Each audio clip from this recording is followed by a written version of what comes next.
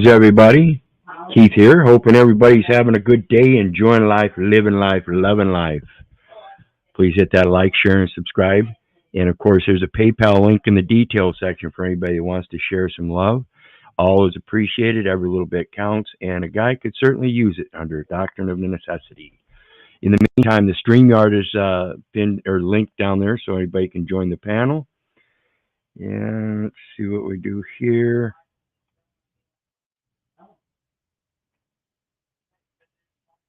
And there we go.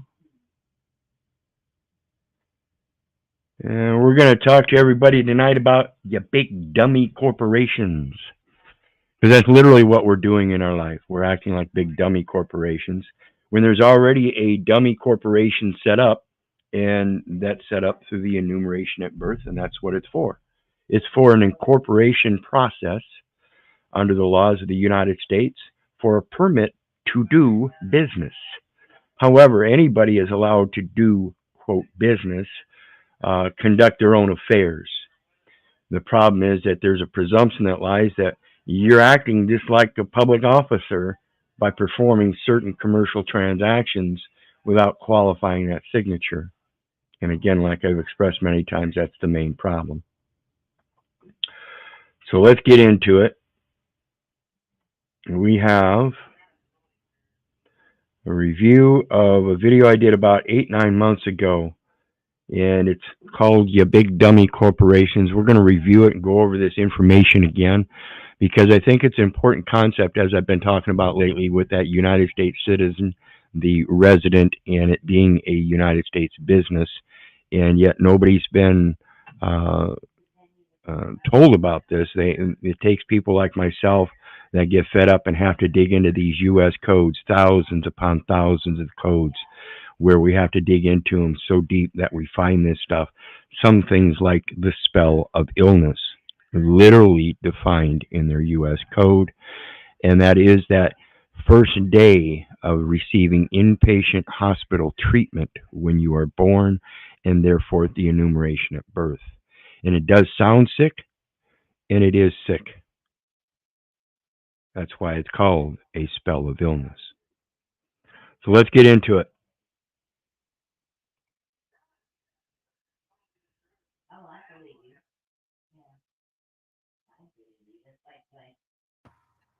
Okay. Greetings, everybody.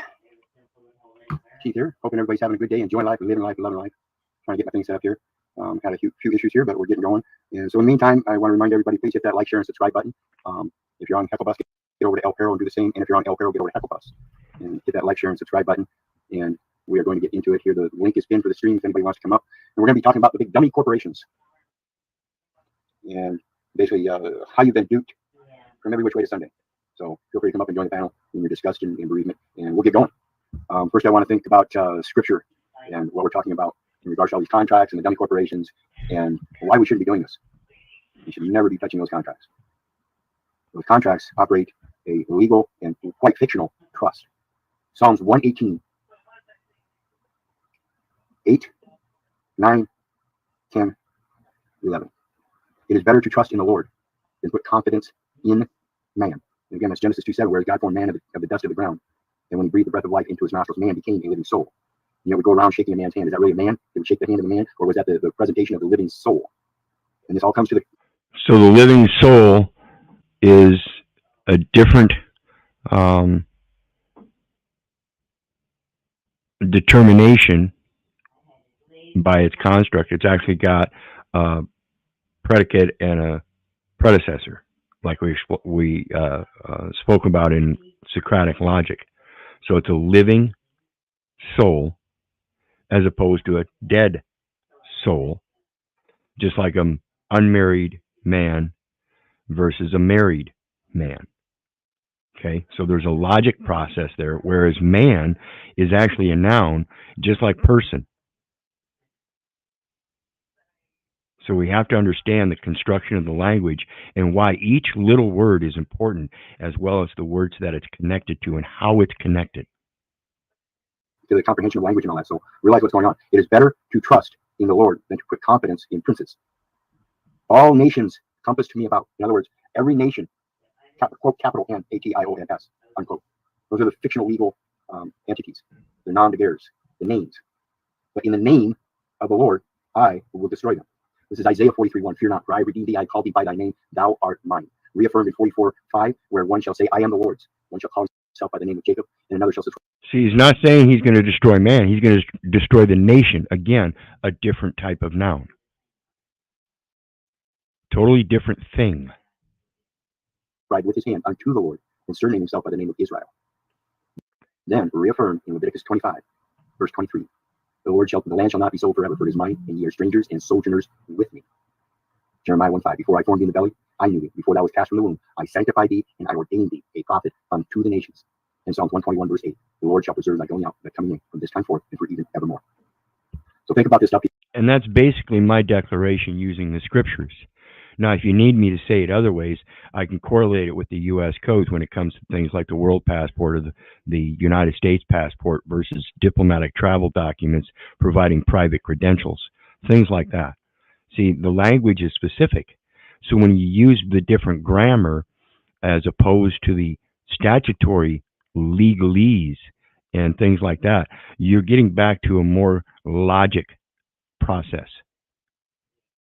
Like we expressed with the legalese definition under Cornell, it's simply an elongated way of confused writing or writing to confuse a less temporal being that doesn't understand legalese. See, legalese will make a sentence into a paragraph that really only needs to be like 6, 7, 8, 9, 10 words maybe in one sentence. And they will stretch it out into an entire paragraph. And that is confusing to a common man. And that is specific to why they use it. It is devilry. People, and realize you have a power if it's recognized. You are not the power, you're the pass-through. And that power that these nations are getting are all being absorbed and what people can consider taken from them through the person in that dummy corporation. So we're going to talk. And again, when it comes to even the power of the nation, again, this is why I expressed that 7th and 8th grade reading comprehension proves that the nation really isn't that strong. However, opposingly, when those opposing dynamics of education and spirituality come about to mix and conflict, that's where we're at today. That's why I say we are slowly becoming, here in modern America, Hitler's willing executioners. We're forgetting about our spirituality. However, I think that tide is going to change, and people will return to that spirituality because they're fucked up about the personality. And they're recognizing that. About that, but before we do, I want to put another mindset out that in thinking about this and going unto the nations, a prophet unto the nations. Every nation is dependent upon that personal profit, the monetary profit, the monetary instrumentalities, the words written or spoken. That's what we're supposed to profit, is the word. And that system, that personal system, uses those words to make a profit. And that personal system we're talking about here is the commercial system, and it's convened through the common law, which is where that language comes from, that instructs the governments of their delegated powers in those constitutions, Bill of Rights, Declaration of Independence, Federalist Papers, things like that. See, those are the manualization of the personality through a medium called the common people. However, the common people are merely the pass-through for that spiritual concept in which they write that language for that legislated laws of personalities, the cult of personality. Two totally different concepts. And in that conversion of concept, we're going to go to Deuteronomy 15. At the end of every 7 years, thou shalt make a release. That release is the release of the person. And it's a lease agreement. It's the bonded servitude. Every man is bound by his words. So you release that bonded servitude, and dependent upon the words determines the character of the bond. Is it a spiritual credit or a manual credit? And this is the manner of the release. Every creditor that lendeth unto his neighbor shall release it. In other words, if you have a neighbor that borrows from you and in 7 years he can't repay you, this is the concept of their bankruptcy. He's insolvent. But that doesn't mean you don't loan to him anymore. You release him. You're a prophet unto the nations. You give him the words so that he can go out and try again. President Trump had 7 bankruptcies. He shall not exact. See, even in the scripture, as I mentioned, that Trump had 7 bankruptcies. In the scripture, it says a man shall fall 7 times. I can't say anything other than to correlate it, like some kind of gematria might correlate numbers. It specifically says, again, like I said in the scriptures, um, a man shall fall 7 times. That sounds like Trump has already fallen 7 times. So maybe he is the man according to some kind of prophecy or something. I don't know. I'm not going to say, but I'm showing a correlation is all. I don't vote. I don't pose that I present President Trump as an almighty or anything. I don't believe in a lot of the things he does, yet on the other hand, I do believe in a lot of the things he does. It's the same with anything else. There are certain aspects I'm willing to accept, others I'm not. Of his neighbor or of his brother, because it is called the Lord's release. Of a foreigner, thou mayest exact it again. So if he's not of our household, but rather a foreigner, a neighbor, a brother from another area, a stranger and sojourner, but that which is thine with thy brother, thine hand shall release. Save when there shall be no poor among you. If there's no poor among you, then you don't have to worry about another man borrowing. This is reason and logic. And that's how you save. So while this commercial system, like I said, is dependent upon those scriptures, the very thing of posing that somebody owes a debt while we have people that are starving and people that are homeless, that itself is against the scriptures. Yet this is what they pose for their safety and their community concern and the welfare. Yet that's the last thing they think about. Save by going to a bank and saving it up for yourself. If you have excess and you don't need it right now, technically you're supposed to will it unto your neighbors. You're supposed to will it unto your neighbors. And that's in the spirit, not in the manual. Only if thou carefully hearken unto the voice of the Lord thy God, and not in voice of the. Greetings, John. How you doing tonight? Hello, my friend. How are you? I am well. I'm well. We have some awesome weather here today. Was up in the 50s and nice sunshine, and finally not near as windy as it's been for the last 5 days. But I think spring has finally sprung. Well, Keith, how could we be in debt to a bankrupt corporation? That would be my first thing I'd say tonight. Seems to Exactly. be impossible, right? Or maybe Well, yeah. I don't know. Well, yeah. If you understand a bankruptcy, a corporation that has gone bankrupt and is insolvent, doesn't have assets, and has no way of paying back his creditors, that's the bankruptcy. Okay. In that, they get to, just like Trump, they get to start over. So how do they go about ending from a bankruptcy and then immediately turning around and getting some kind of line of credit? I Well, mean, that gets into the ledgering, right, Keith? right. I mean, So yeah. the prospect here is that we're talking about a term known as investment. And let me pull it up. It's so shady, Keith, that they had to park it in Puerto Rico. That's how far it went. They can't do it Yep. legally, at least not on our land, under God's land.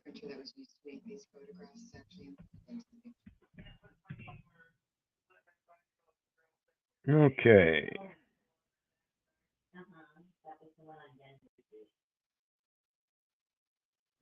Okay, we just want security. Okay, that didn't work.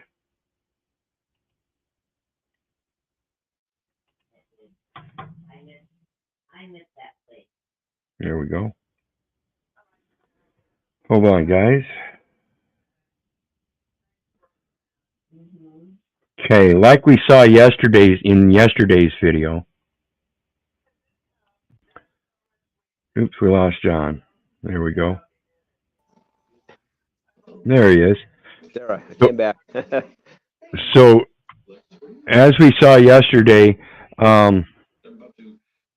security is merely a piece of paper that proves ownership of stocks, bonds, and other investments. What is an investment? And this is from NASDAQ, folks. This is from NASDAQ. An investment is the creation of more money through the use of capital. What then is capital? Well, first let's look at money, because money is real simple. Investment is the creation of more money. Therefore, money is the creation of an investment. So let's see. Money, currency and coin that are guaranteed as legal tender by the government, a regulatory agency, or a bank. So currency should be money. Oops. And maybe it's gold, Keith, that this goes back to. Well, yeah, and look. Well, it's going to show us Because here in capital. okay, go ahead. It's the assets that everybody's putting forth. Well, what is the asset?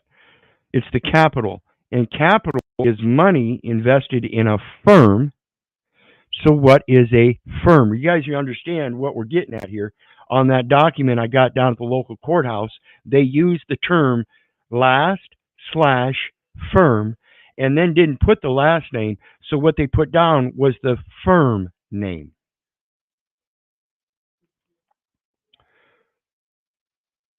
Firm refers to an order to buy or sell that can be executed without confirmation for some fixed period.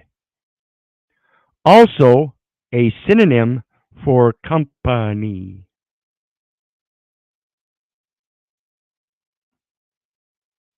Interesting, huh? Very interesting, Keith. Thanks for sharing that. So yeah, I think gold is got a lot to do with this going back in time, and I think the Holy See.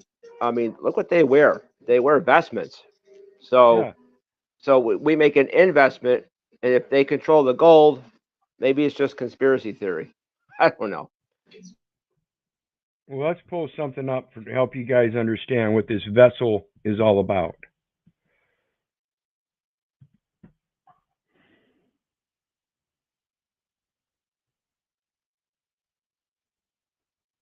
So, in my search engine, what I did here, folks, is I put in the term vassal versus vessel. This is why it's so important to do your research. Quit believing people.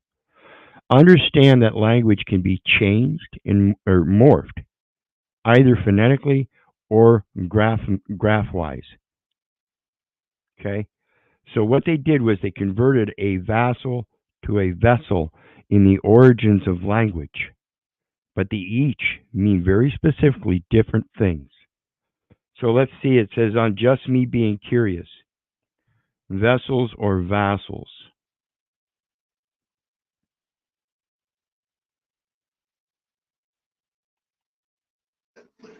I should add that the vestments they wear are gold colored.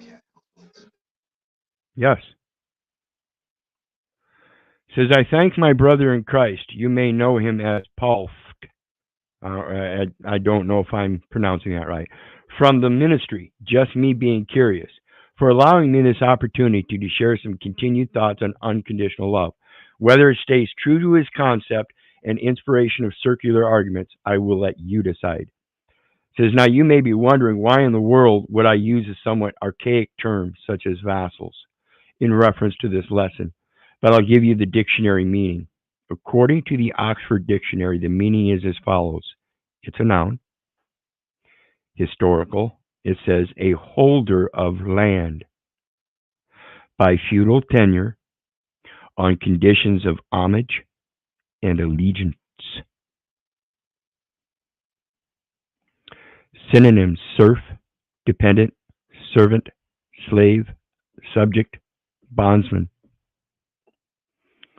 A person or country in a subordination or subordinate position to another. No nation can be a vassal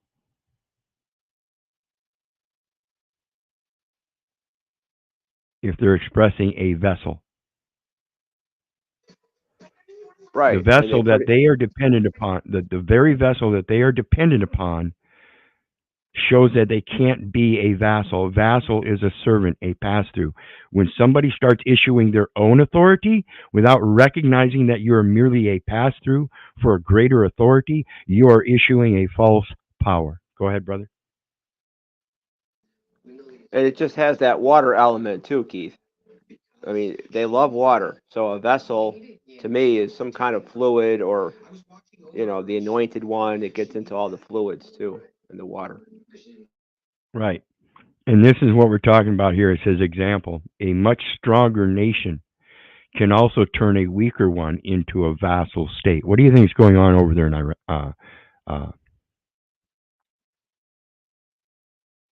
in the East? What do you think all those wars over there, Ukraine, all of those?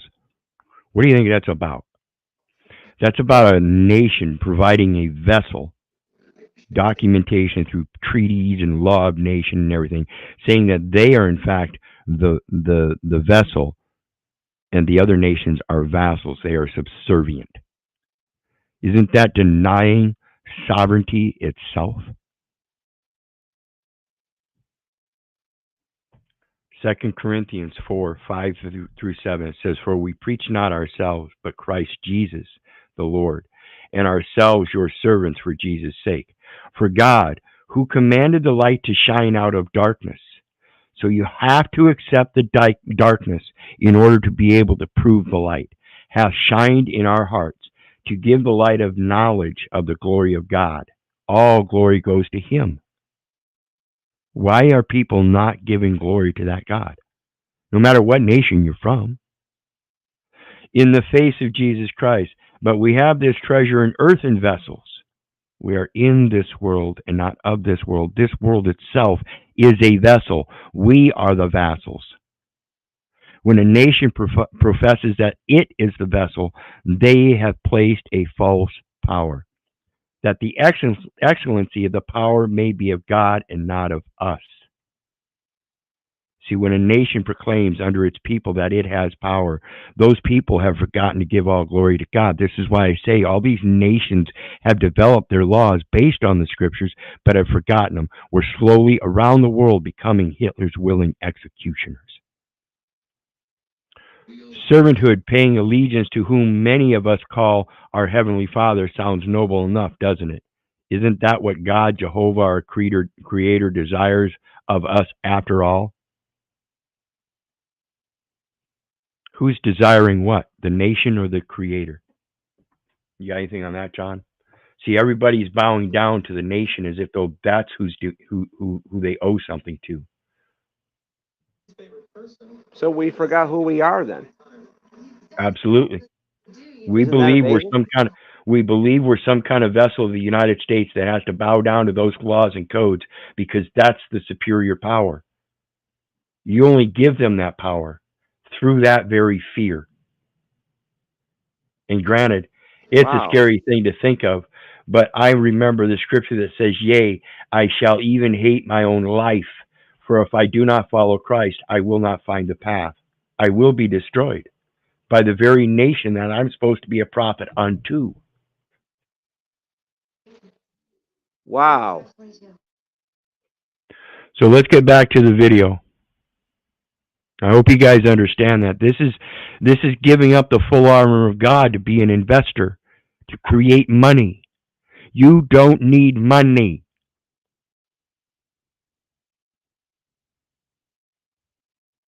The man.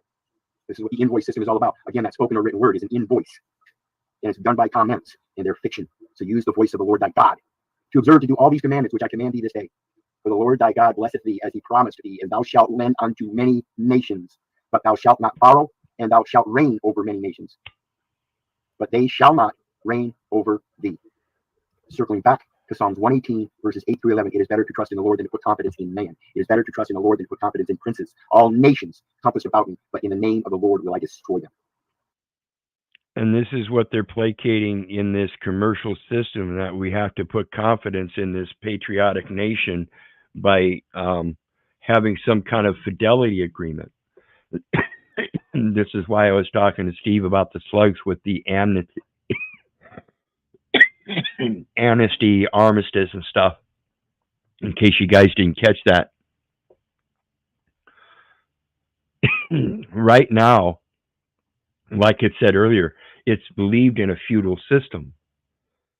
And so we have to make that feudal arrangement of armistice, peace arrangements, letting them know we are not a combatant. We're not here trying to destroy your law. We're here to fulfill the law. And the law says that we, in all the lands of our possession, we shall grant a redemption to the land. Why? Because the land is not to be sold forever, for it is his, and we are strangers and sojourners with him. Are you denying him, his very vessel that he gave to us as vassals, stewards in his house? How are you denying that? By some legal title that is 1/10 of the law, that is superseded merely by my feet touching the ground in equity as possession of the land. Keith? Sand, land. Most of our raw materials in our body are from the earth. Absolutely. We were formed of the dust of the ground. And when he breathed the breath of life into our nostrils, man became a living soul. Absolutely. I hope that correlates everything in regards to the scriptures. And now we're going to get out of that dummy. That's why we need the nutrients. That's why our bodies need those nutrients. We are alchemical bodies, and those nutrients provide various different points of anode and cathode properties to exchange through electrolysis those very properties to the places that are needed. Fool, that idiot that I've been all of my life until I was revealed this through my own observances by simply reflecting and going back and looking over all the things that I've done and incorporating my new gain knowledge through the research. The keys just start falling in place. Okay, and again, like I said, it's uniform throughout all jurisdictions, and that's stated in the lowest jurisdiction because the voice from the top reached the bottom. You don't start at the bottom. That's where it ended up, and they too hear it. So all you have to do. Like it said earlier, see, the light doesn't shine except from the dark. So you have to be able to accept the dark. Even the scripture, after he created the earth, the face of the dark was on the deep, and then it spoke about the Spirit of God moved upon the face of the waters. Do is concur with it and correlate it and do it in the voice of the Lord thy God. So let's look at this, and I want to remind everybody, the StreamYard link is up there if anybody wants to come join our panel. Please be sure to hit that like, share, and subscribe to get this content out there to help bring more people to the channel so that the panel does fill up. And before we get going, I want to thank Big Spank, Our Hands, Look Within, P.I.G.S.C.U.N.T.S, Gen V, everybody welcome. Again, please hit that like, share, and subscribe button. King Morpheus, bless everybody, and we're going to get on with the presentation. And I'm going to start out with the dummy shareholder. And when we're talking about finances and corporate entities and all that, I love Investopedia. Again, it's a worldwide internet that many financiers go to find their definitions in a simple English version rather than the legal definition. However, we are going to look at the legal definition here. And before we get into this Investopedia, if everybody wants to drop down to the details section of the video. Oh, I'm sorry. I did not post it there. And I am sharing the wrong screen. So let me try this again.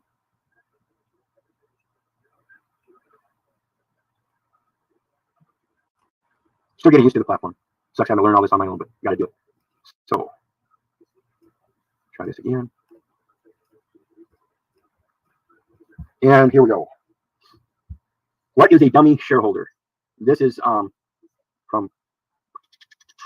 I did not have a source on this. Let me see if I can find this. My apologies, I generally have that up. Maybe that's that might be the one I was wanting to share there, the dummy shareholder Investopedia. We'll find out. A dummy shareholder is an entity, not the living soul, but an entity. That means they are entitled. So it has to carry a title, first and foremost. You guys understand that simple term? That's an entity is something that's entitled. So the upper and lowercase name that you get from the Social Security Administration on that card, that is a entitlement to the United States citizenship. That's a nationality confers. That's a grant. It entitles you. So in that, It's upper and lower case, and that's what you're taught in the public education system. But the title itself is all uppercase, and that's held by the state. But it's in the interest of the United States. Statistical data record. That holds. So within the title, and the title only appears spoken or written in documentary evidence. Those are known as legal fictions, comments, inventions, fabrications, and fictions. And in those comments, that's where the information is held. Shares in a public company on behalf, meaning there are two pieces at least, of an individual or firm. You catch that, John? On behalf of an individual or firm. I like the or I don't like it. Well, it's giving you the ability to comprehend, like when they give the definition of person, and it says individual, corporation, company, financial institution, whatever, and there's a bunch of them rattling off. It's just saying it's synonymous. Just like I showed earlier, firm is the same thing as a company. So now we know that a firm is a company and a individual is a company. And they're all persons. Just like I said, man is a person. It's a person, place, or thing. What's a noun? A person. So if it's a name, it's a person. It's not you. I am not the name. You will not find the name on me. I am the living soul, which there is a record, record of the oral chord that was voiced in voice. So it's important to understand the construction of the language again, folks. They're telling us over and over again. And again, like I said, don't believe me, don't believe your neighbor, don't believe the government, don't, for crying out loud, don't believe your mother. Do your research so you know, and that's why I like showing my sources. It helps you in your research. But I'm saying don't limit your research to what I'm researching, just research the same shit. If you find something that's interesting or intriguing to you because of a different aspect in your life, you people may have a marriage license. Me and my companion don't. We don't know that system. We don't have children in the home. We don't know much about homeschooling. So those kind of venues are the ways to further your research in accordance with what I'm putting out. Cross-border the references here into other aspects of your life and see if they apply there as well. I'm telling you, a lot of this stuff is across the board simply because the language.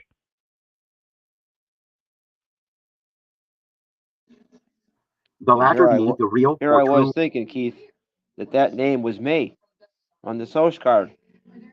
You know? Turns out to be a Libra code entity. Yep. I'm outraged.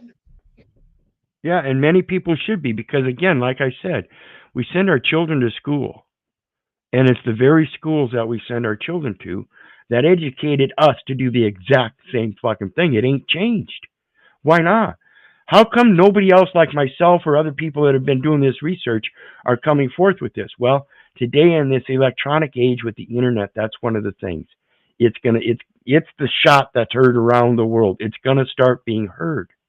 More and more people have access to this information now, whereas before it was more localized because we didn't have the internet.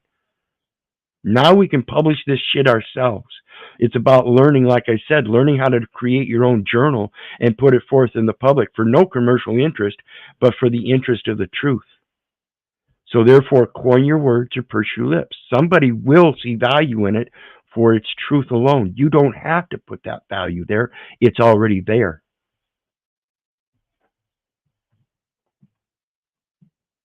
Owner of these shares. And as you folks might so I have 3 birth certificates. Now these are documentary evidence of shares in a public company that I'm holding on behalf of the individual so named in the document. I am the priority principal party of interest, superior to all others, simply because of that one fact. And when we look on that document under their codes, under Treasury Direct, It tells us the beneficiary is the second individual named on the document. So look at your driver's license. It's got the state name first and then the beneficiary. Look on the birth certificate. It's got the state name, then the beneficiary. Look on your ID. It's got the business name and then the beneficiary. Remember, those that know me, I got this financial. But we're the real party in interest, Keith, if we Correct. declare it from the terra firma point of view. Correct? Yes. Yes. It's the land jurisdiction. It's the redemption to the land because we are in fact of the land, not on the land. I'm not a man on the land. I am a man of the land, born like everybody else, a living soul. As soon as I took my first breath of life, I was an act of God in the now time, separate from all others, including my mother. That at the time I was born and took that first breath of God, I became a child of God, more so than a child of my mother.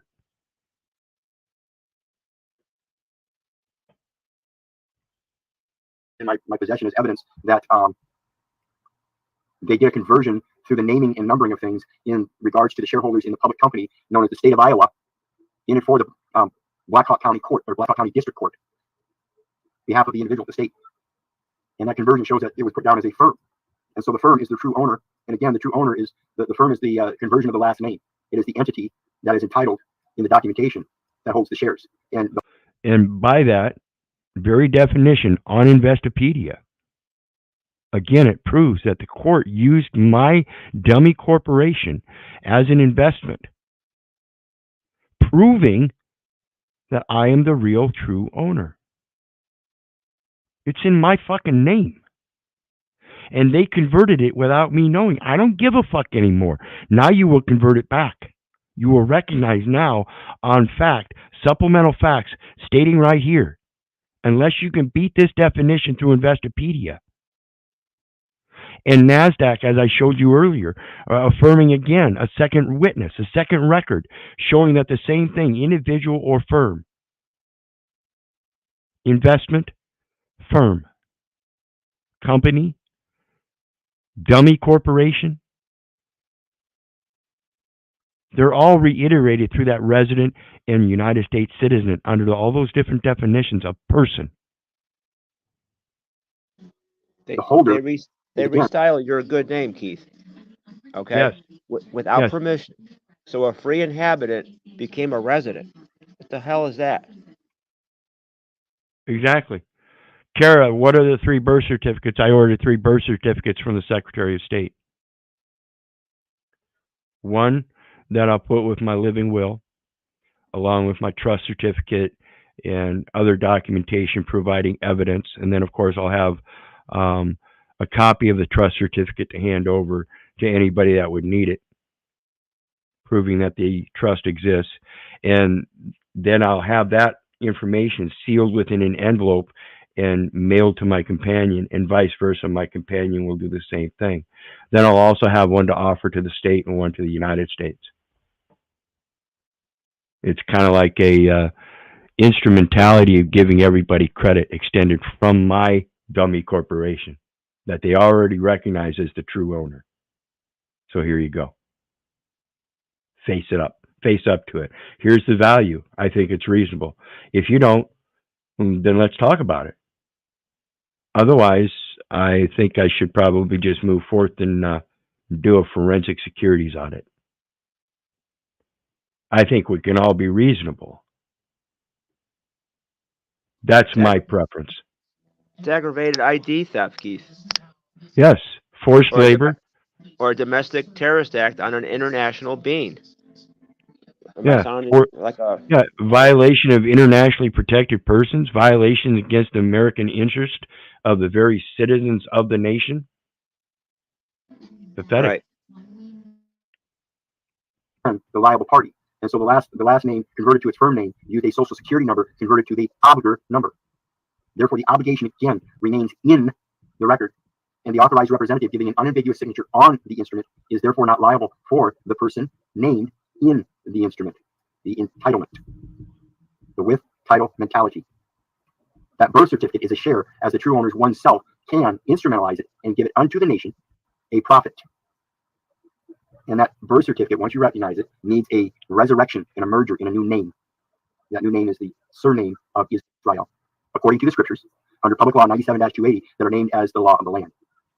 And so my premise is under that expenses incidental to transfer of title to the agency, expenses incidental to transfer of title to the United States, and then expenses incidental to transfer of title after it's been merged with a new and creates a new title of trust in the Keith or Little FBU trust and estate.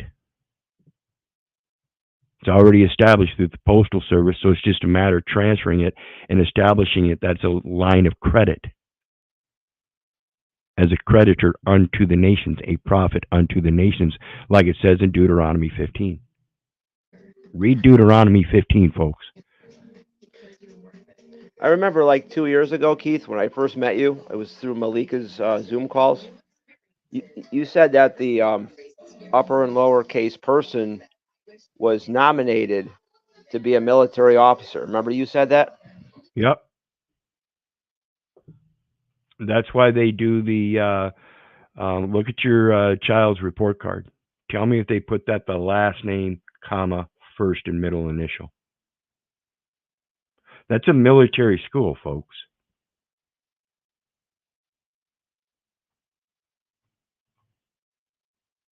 We already read Deuteronomy 15 that we need to do in regards to bankruptcy and the fact that the people are the lenders unto the nation as a profiter of their words, and only if you get the words of the Lord thy God.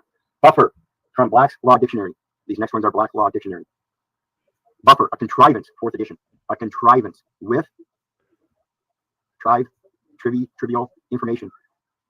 Triplicate information. In other words, you have to use the word of the Lord thy God, yourself, so 1, 2, and then yourself as a pass-through to a third. Contrivance. To mitigate the shock by cars, vehicles, you are a vehicle for which things pass through. You are the transportation system. Coming together rather than a safety appliance. An elastic apparatus for deadening the jar caused by the collision of bodies. George versus Atchison, P.I.G.S.C.U.N.T.S, F.R., Lie Company, da-da-da. So there's a case on a buffer in regards to accidents by cars, involving cars. However, right below that, it says agency. Adjunct, as in adjudication. Branch, as in government or roots and what branches from them. Instrumentality, how they're used. The intellectual or mentality of its use and the fact that it is for use. And buffer as synonymous. So taking from buffer, now being synonymous with agency, adjunct, branch, instrumentality, dummy, tool, buffer as synonymous. Lowendahl versus Baltimore and O.R. Company. What do you think about that one, John? That one's kind of interesting, ain't it? Look at all them nice synonyms. Whew. So literally, agency is a dummy, right? Branch of government is a dummy, right? The instrumentality of a government is a dummy, right? But yet it's a tool to buffer one dummy from another dummy. And again, folks, I'm not trying to insult you. I'm trying to let you know I was a dummy myself. For many years, I carried around that license. Hell, I even had a prison ID. You been that big of a dummy? See, I don't have any problem getting up here and admitting it anymore, folks. I understand what it's about, and it's that spirituality being subjected to a manual process. And if you don't understand your own or comprehend your own spirituality, you will never ascend above the manual dummy operations. We are in this world, not of this world. Artificial intelligence, Keith. Yep. Organized crime. Smart bomb. There's a lot of words they put in our in our vocabulary. We just understand them. You know, Yeah. Even like domestic partner. What the hell does that mean? Think about it. Yep. Watch some of these others. These are some interesting ones here. The real owner as a man and the corporate presumption of the person. It's a dummy. Okay? A buffer between the real owner, which is a man, which is still the record, and the corporate presumption, the person of the man, which is just one of the various characters, personalities whether it be dad or father or employee or employer, co-worker, civilian. Those are all every last one of them nom-de-guerres. War names, war rants. Okay. Dummy, as in noun, one who holds legal title for another. A straw man.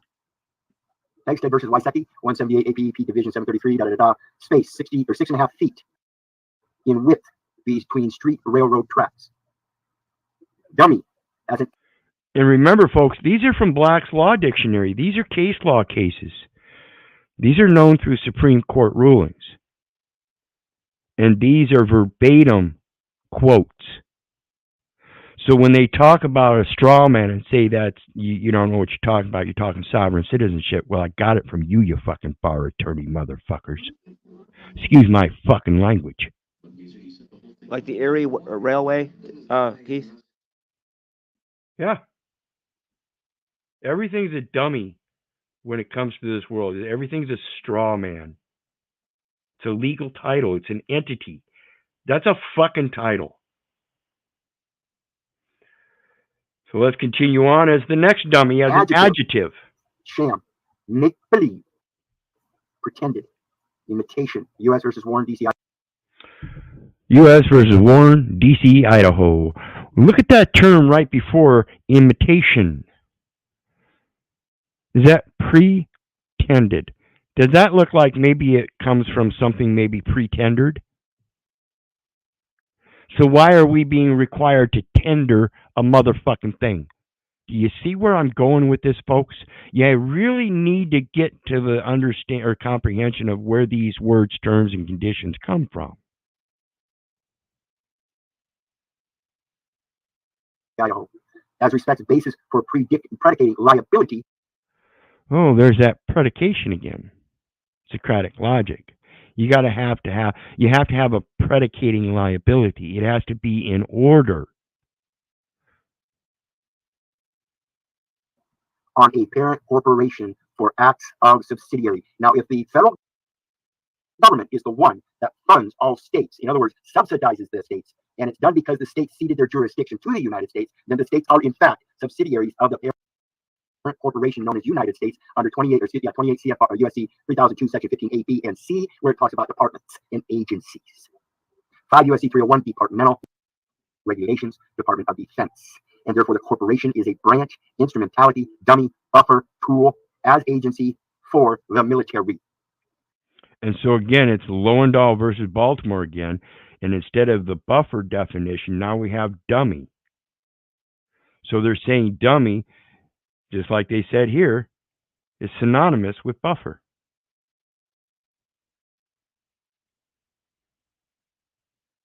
And it's talking about predicating liability on parent corporation for acts of the subsidiary.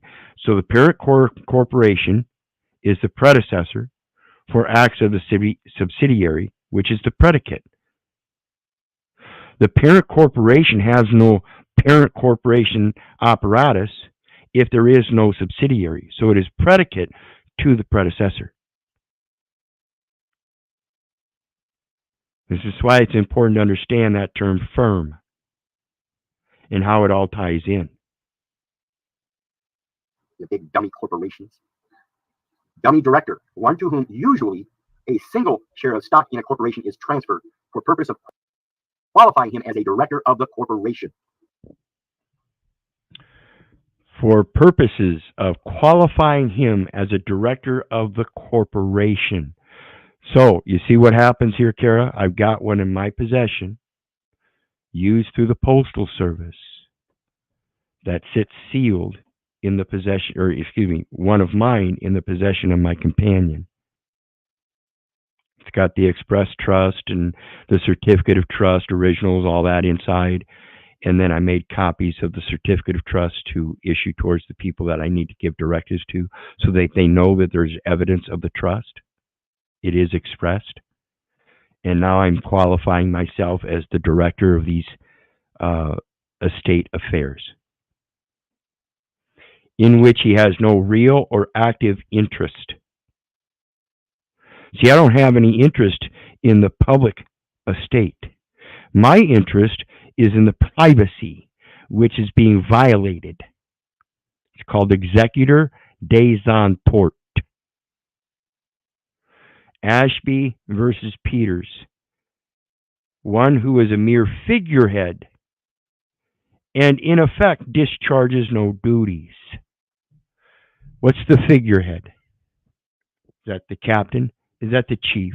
Is that the executor? Executive? The highest motherfucker in charge of Keith? Keith Orland? Keith Orland Little? Little Keith? Little Keith O? Little Keith Orland? Any and all other derivatives? Superior party of real interest.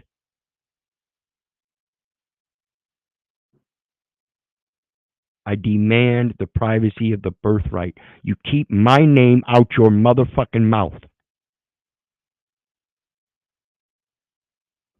And my companions. Not that he is in fact already qualified, but for the purpose of qualifying, which means to be yet qualified. It still remains a presumption in which he has no real or active interest. Real or active interest. However, as holder of an instrument, you have a right to enforce it, particularly if it has your name. So that person. And that's where I enforce the interest of the United States. It is a bond, and under obligations and other securities of the United States, I now, as a holder in due course, right to enforce the entitlement so named in the instrument. I can sign on the instrument and not be liable because I was an authorized representative according to the Social Security Administration, which is the collateral evidence of the account of the estate itself. It's got all the commercial transactions. So Keith, it's kind of fitting that either your mom or you are the data providers, but then you're the holder, which means the end holder. Like it's kind of fitting, Right. The intended receiver, the one intended to receive the benefit, and it is a benefit. It's a matter of a trust. I received it from the state as a trustee under an obligation or other security of the United States, which includes all bonds. So the state gave me a bond in a trust operation. That means the United States is the grantee of them to be able to issue that bond so long as it's done under the interest of the United States for such obligation or other security. That means I am the benefactor. I'm the one that's supposed to receive the benefit by giving to the beneficiary. Well, who's the beneficiary? The estate. So I give to the beneficiary a bond to settle all debts, clear all creditors, and any remainders get reverted in a merger under a new name, the Keith Orland Little FBU Trust and Estate. Now it's been converted to private currency through a credit system. It establishes a advanced credit account with the Postal Service. Does that make sense? Okay, so like a beneficiary is like a grantee in trust. Correct. Grantor gives something to somebody else. That somebody else becomes a grantee. He gets to use the property. And in that use, if he decides he wants to grant its use to somebody else, he can find somebody else to do so. And in that act, he becomes the grantor to another person, becomes a grantee, or he can assign a trustee to hold it for somebody else's benefit who isn't capable of receiving it yet. So in that situation, he becomes, again, a grantor who grants a trust to a trustor who creates the trust and assigns a trustee to hold the property. That's all I'm doing.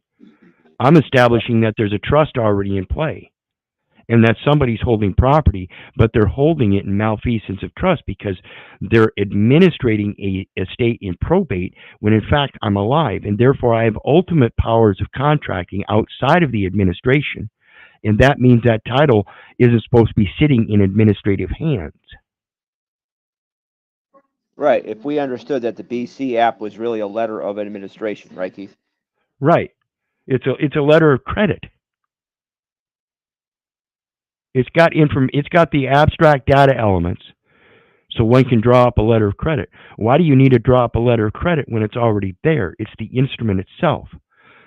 So what you do is you just go ahead with the system and you create your own letter of credit based off that information, and it's your letter of credit. You give credence to where credence is due. That's all it is.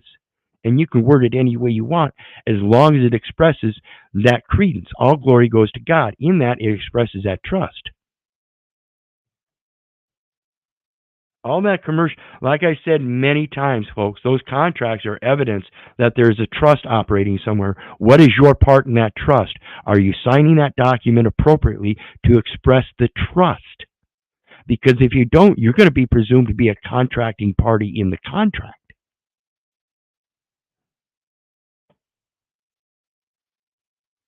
Certificate, as mentioned earlier, or, like I said, certificate of title, and you're holder of it. It has your name on it, in ink, as the authorized representative allowed to sign on it unambiguously, and therefore not liable. Again, because it's a certificate of title, which is a single share in the share that the state supposedly owns and holds, which is the title. And that's evidence that somebody has another title, like I said, under the firm name, and they're never going to give me that one. But if I have to do a forensic securities audit, guess what'll pop up? Net daily money transaction report, 1020 or 1021 or something. I'll have to check that out again, but it's a 1020 or 1021 form. Net money daily transaction report, and this goes to that Social Security Administration and the Interstate Identification Index that tracks every commercial transaction that you commit. Whether it's registering in a hospital, that's a commercial transaction. Whether you register your children for school, that's a commercial transaction. Hey, folks, if you register your kids for Boy Scout or Girl Scouts, guess what? That's a commercial transaction. They're claiming to be a not-for-profit organization under UC 501c3. That's a commercial entity, entitled. They have a legal title. That's the nexus to the material world. Come out of her. Get rid of that title. Understand who is supposed to hold it. It's not yours. It only has a name on it. It's not even your name. Learn how to give credence where credence is due. Before I was even named Keith Orland Little, credence goes to God, our Creator. Before I formed thee in the belly, I knew thee. That was the first communication. And therefore, they are the one entitled, and I merely would hold a certificate of that title, a certificated proof evident sharing, in which I had no real or active interest. But now that I hold it and am partially liable, limited liability, I have an interest in transferring it to the United States, who is the true party of interest, and not the state, who is playing as if they do. It was imported to the United States, and they were the second. And that's again, one to the state and one to the United States, so they can settle and clear all accounts with any possible creditor. So far as I know, there aren't any, because I've called the U.S. Treasury multiple times as far as it goes for the Treasury offset program, and they say there's no debts. Same with the state with the UCC 11, no debts. So there shouldn't be any creditors out there. So when I put value to the bond, it should just go ahead and clear everything out that might be there, and it should show there aren't any. So therefore, the credits that I established through that bond should merely be a merger into the new name. And that title is then to be transferred to the Postal Service. And again, that account is already set up as with its own MID and CRID in case it wants to do any international foreign trade or commerce at its choice and at its execution of documents. Creditor, secondary importer. creditor. They sound similar. Well, yeah, and think about it. testator. Sound that out, folks. Yep.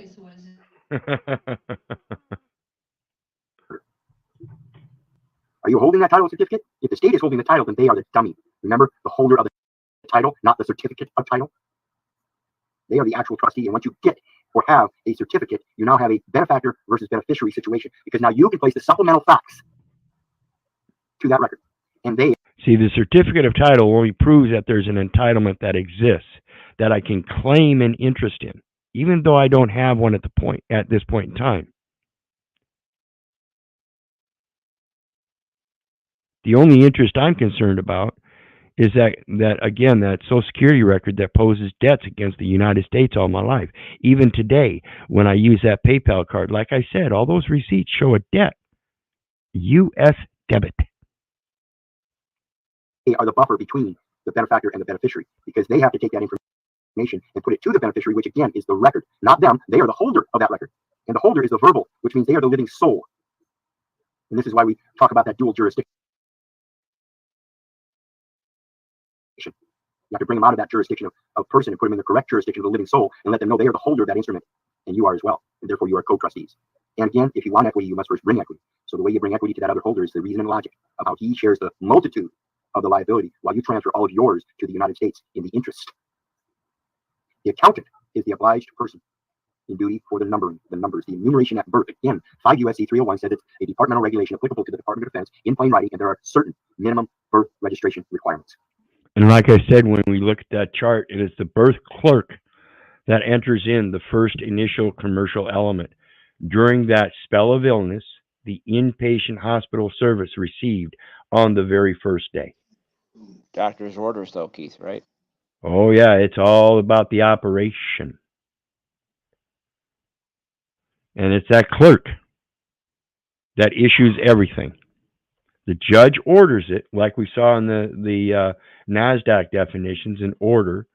It's the judge that provides the order, but it's the clerk that then stamps it and issues it. Okay. So again, I want to thank everybody for showing up and enjoying the chat. Go P.I.G.S.C.U.N.T.S, P.I.G.S.C.U.N.T.S, the fallen slaves of all overstanding lies. Great day, everybody. Hit that like, share, and subscribe for me. There is a PayPal links down in the details section. There's a FBU link for those that do have a PayPal account. You can donate directly through friends and family. And there's also a business account for those that don't have a PayPal account, again through friends and family. Please, that way it resolves any disputes with PayPal before I have to be addressed by them. Other than that, the StreamYard link is pinned for anybody that wants to come up on panel. And we're going to get on to the next one, which is the Investopedia ones that I wanted to bring up earlier. I got a rush. And this is dummy shareholder. What is a dummy shareholder? And again, you're going to find some of the same language that we saw with Black's Law Dictionary definitions. A dummy shareholder is an entity that holds shares in a public company on behalf of an individual or firm, the latter being the real or true owner of these shares. So this was quoted directly from that Black's Law. Exact identical quote, folks. A dummy shareholder will, therefore, have no beneficial interest in the account. Again, remember, it's the state that's the dummy corporation. They are the holder of the title. They claim they are holder of the title. Therefore, they have no interest. They have no beneficial interest in the account where these shares are being held. They have a liability interest. And in order to enforce that liability interest, you have to transfer to the United States, the parent corporation. Decisions with regard to the disposition or tendering. The disposition. Remember those disposition hearings. Okay, and remember, I'm telling you, everything is tied to that Social Security number. Okay, so the disposition in the tendering of these instruments and everything is that you didn't know certain things. There were undisclosed terms, definitions, and stuff that you didn't know about. And so when it came to the decisions with regard to the tendering of all these instruments, of these shares may also be made by the real owner rather than the dummy shareholder. Well, there's only one owner, Keith. Exactly. And if you look up the word record owner in the legal dictionaries, it says owner. Yep. And that's, we've got to understand that if we get that document in our hands, we need to know what to do with it. And that's just the same importance as that Federal Reserve note. They're all money. They're all investments to create more money. Like it said, that's an investment. An investment is to create more money. So don't sit there and try to tell me that I don't know what I'm talking about when I understand this credit system and how to issue those documents for said credits. You have a definitive bond that you can use as a book entry, and you can give that directive as the real owner to issue it as a book entry, creating those credits under 12 USC 813 as a special deposit, which is a money or unpaid balance of money or its equivalent. What is the equivalent to money? Credit. Wherein the financial institution has given credit or is obligated to give credit. So if they haven't already given credit, which they haven't, every receipt I get says US debit.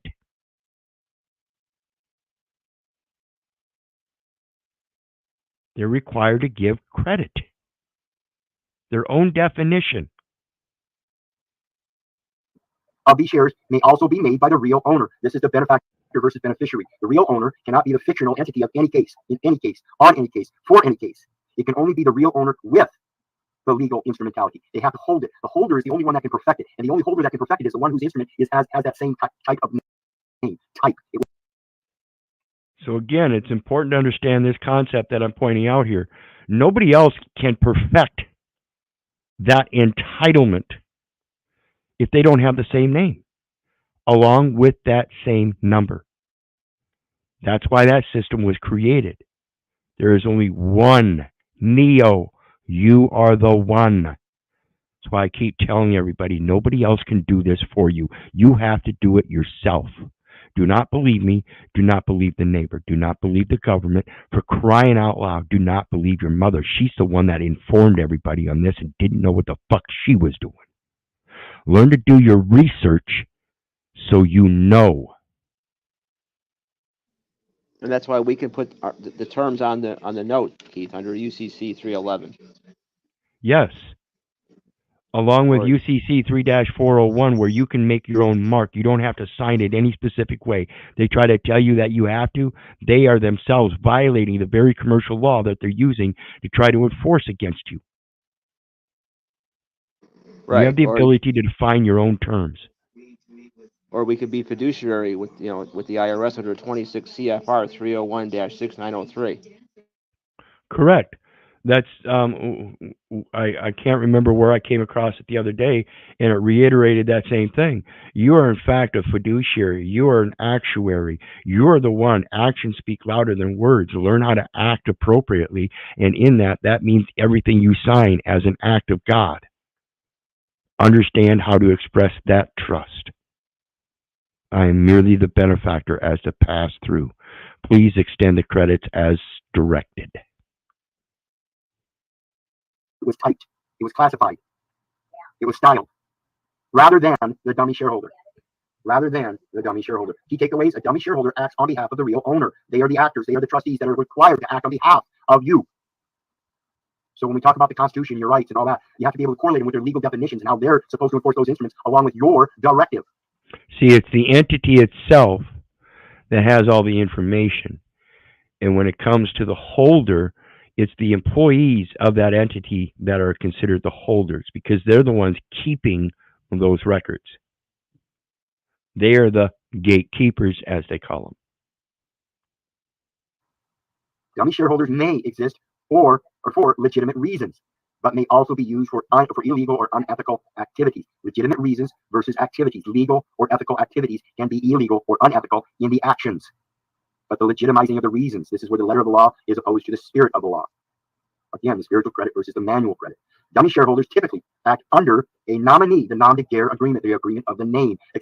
And this is why it's important to learn those simple terms like vassal and vessel and benefactor versus beneficiary. You have to understand your position in the trust in order to express the trust. And as a trustee, I'm a pass-through. As a benefactor in this material world, I'm the one that gives all the intangible and tangible property to the beneficiary. Anybody that interferes with that is interfering with the very trust that they're supposed to be enforcing first and foremost. And that's again why I say we are slowly becoming Hitler's willing executioners. I'm just doing my job. And it says here this: if you can't expand your mind and go beyond what you've been directed to see as clearly against humanity, when you start pulling people out of their homes and they have children and you make them homeless, I don't care who the fuck you think your God is. It's obviously a false one. Accepting a fee for their services, the spell of illness, the inpatient hospital services when you were born, and you accepted a fee for them serving you. Understanding dummy shareholder. The subject of dummy shareholders is a gray area. 50 Shades of Gray, folks. You're involved in all kinds of intercourse. In case you watched that movie, I did not. But I can tell you almost assuredly that that is what that movie is about. You have many remedies. They come in different shades. Okay, the subject of dummy shareholders is a gray area in most jurisdictions because all jurisdictions are a coloring, a shading of the true and one and only law. The beginning was the word. If the word is not true, then it's a fiction. So actions speak louder than the words. Put them through their actions. Say, hey, I never did that, but you did. You sent me that. You were the one in the position to authorize me. Therefore, you're the authorizer of me. You were authorized by them. I'm handing it back to them. What they put out shall go back to them. What he puts out shall go back to him. It is his credit. Therefore, the manualization is their credit to the federal government. So hand it back to that federal government as their obligation to discharge the duties while you discharge the credit. Given the possibility that they may be used to circumvent securities legislations or perpetrate. You're a pet to them. You belong on a leash per their form. You keep filling out that form that has those rates on it, and they're going to pet you any way they want. Dummy shareholders with large blocks of shares can also pose a particular problem when a company's management is trying to fend off a hostile takeover bid. See, it's a gamble. It's an auction. It's a poker game. Did you know bid, that's like an investment, right? Did you know you can invest in yourself in these court cases?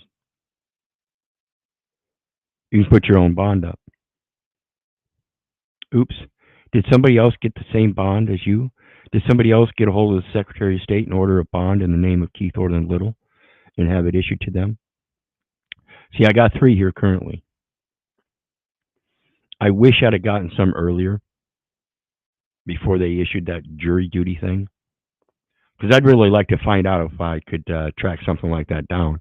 See, the 3 I've got are in sequential order when it comes to the number. So if I ordered one, say, another 5 years from now, and somebody brought a case against me in those 5 years, and they used that bond, again, remember, they used the last name / firm name, so they did something in the same name somewhere. And it all, again, goes back to that enumeration at birth. See, the firm name is an extension.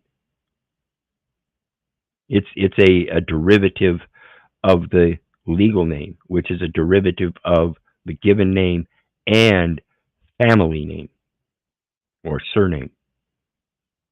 And that's what they're doing, is they're taking over through these conversions manually of the spiritual. They're taking over your spirit through the manual implications of the language they use. Spell of illness, for crying out loud. Every court case is a hostile takeover bid where they put you down as the firm and put forth the number that you keep using, the Social Security number, as if though you are a firm and acting like a banker or a financial institution by handing all these forms and stuff as if though you know what the fuck you're doing. And you don't. An investment there is little firm. indication of whether these shares are being held in friendly or hostile hands. Investment firm. And if you're an investment firm and they're putting you down in the court registry investment system, then why are they locking you up in jail? Trading with the Enemy Act is implied. Because you're surety. Exactly. And what is a surety? A surety is an expression of a trust. Again, saying that somehow you're being treated as a trustee because you didn't know you were a trustee. Well, if you didn't know you were a trustee, then what are you? Are you a trustee? I don't care who signs what. That is not implication or anything more than an implication that you might be a trustee. And I would think that if you honestly believe that somebody walks in and tells you he never graduated from high school, you wouldn't be treating him as a fucking trustee. I think this is why people get away with saying I'm nothing but an idiot. Dismissed. It's happened. There are cases out there. They don't like them recorded, they just dismiss them. So it's kind of hard to find out about them, but I guarantee you they happen.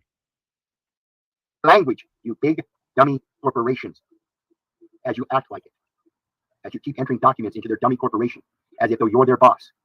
Whereas if you were their boss, you'd go above their heads and above their boss's head and come in as a prophet unto the nations, bringing the correct wording, bringing peace, friendly.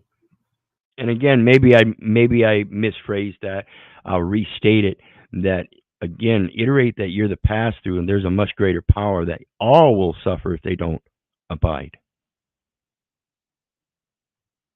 See, my treasures don't lie in this world. See, whether this birth certificate shit works for me or not, I don't give a fuck.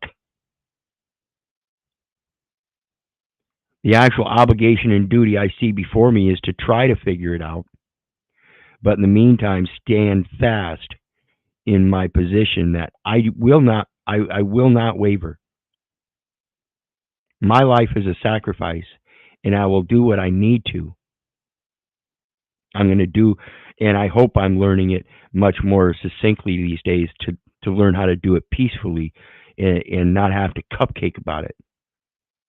Like I said in the council meeting this past Monday, we are slowly becoming Hitler's willing executioners, and I'll not back down from that. That's the way I see it.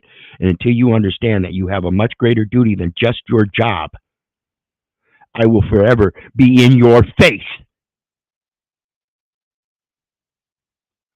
I used to tell people, hey man, I'm just doing my job too. I used to be the bitch ass slave. I used to be a fucking fool. It's time to be adults. And adults take upon those responsibilities, obligations, and stuff to continue their learning so that they learn how to know. A dummy shareholder is an option for offshore companies when an investor located many miles away may not be able to comply with local rules. So we're finding it's a conservator to a point.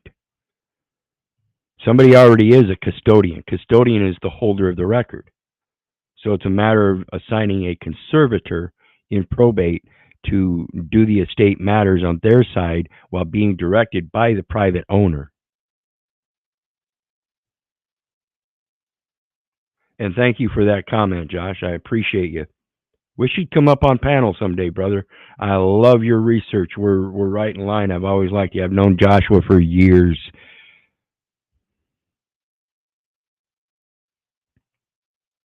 While you present all that documentation, they're not comprehending, and you don't either, that you're right there. You are the investor, benefactor, grantor. It's only because you are acting in that capacity that anything happens. If you don't grant it, if you don't give them those facts, they can't use them. Again, it's a usufruct system. We have to understand that it's a usufruct system, and it's that title which proves it's a feudal system at the same time. So it's a fight over who gets to use. And again, when it comes to equity title, that's possession and use. The legal title is for control and entry. Control and entry where? Into a record? That's the problem. Something was entered into somebody else's record that they control, and that created an entitlement. And now they're using that title against you for control and entry on your property because of that address. Another surety. And again, you're claiming the agent, the legal name with the bond number and its street name security, and then expressing the trust and not putting yourself as the benefactor. But they don't see that you're the one giving them. They don't know who the true owner is. They're not in sight. They're not being heard. They have to learn how to come forth as the true owner. I own that shit. It passes right through me. Freely given what was given freely. His word. Nothing more. Add not unto nor take away from, lest ye be found a liar.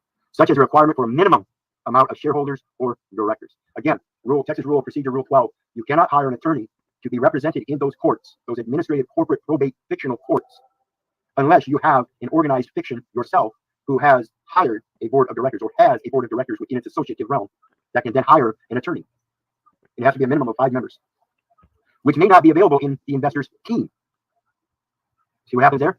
If it's not available in your team, you're still acting like it, and they still don't know who the offshore company is. As far as they know, they have a subsidiary, which is a local, native, national company known as the United States. Okay. See, and that's why it's important to clarify the definitions and do this research, because if you don't know that United States citizenship is, as a matter of nationality, is a United States business, how are you going to defeat it? How are you going to express to them that you're actually an offshore company, not domestic? You're a foreign entity of some sort. You have to be able to show. You have to be able to show that foreign jurisdiction, which was you before it was entered into one of their commercial jurisdictions. Go ahead.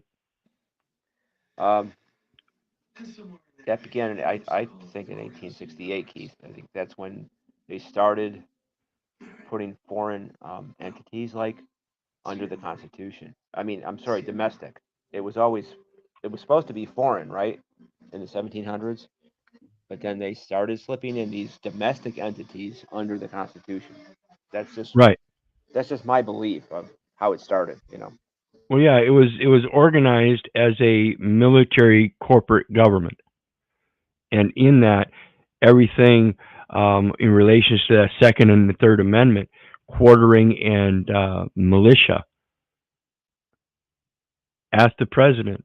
The president gets his authority from the people of the militia. This is the part that people have forgotten. Their power as a militia is to be able to take down the despotic government, so long as through that process of anarchy, they are able to establish a new form of government or reestablish the republic, one or the other. So if a militia comes forth and doesn't know that, they won't succeed. This is why I say the American population having a 7th or 8th grade reading comprehension says nothing about the strength, or it says a lot about the strength of the nation. It tells me that it's only when the people are broken down so spiritually that they will rise up against that despotic government. And in that, they will have to reestablish a new form of government. And it's going to be a long period of anarchy in doing so, I think. If the people don't wisen up and start educating themselves and start learning this stuff, they're never going to be able to come forth as anything other than a dummy corporation. And Joshua's got it right. Article 3 courts. We have to understand how to go back to the common law through the spiritual realm and understand where we got these personal laws, these statutes, codes, rules, regulations, policies, acts, edicts, ordinances, and such. They came from the spiritual intent of the people to keep themselves in line so that we didn't become something in the future such as atrocious as Hitler's willing executioners. I can't say it enough anymore. I see it more and more every day. I'm just doing my job. Because there's no comprehension of anything greater than your job.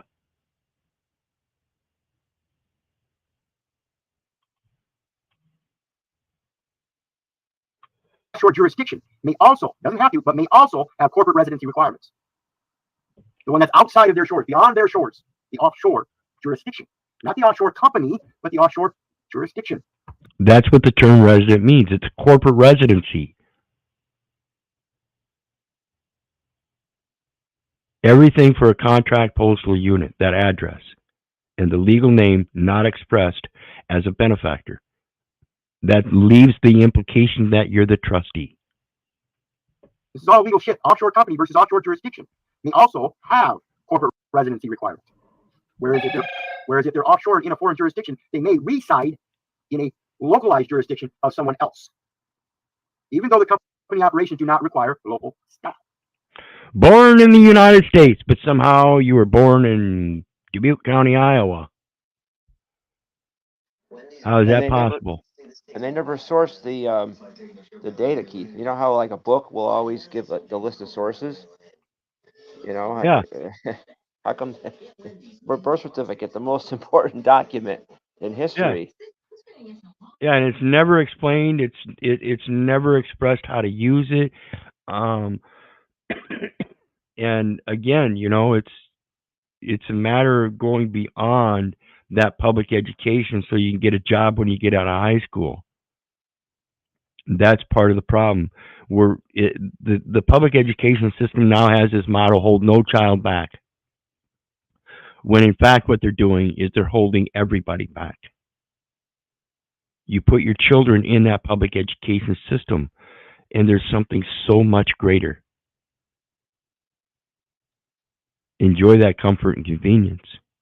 Your children are going to pay for your sins. Just like the scripture says, we pay for our father's sins.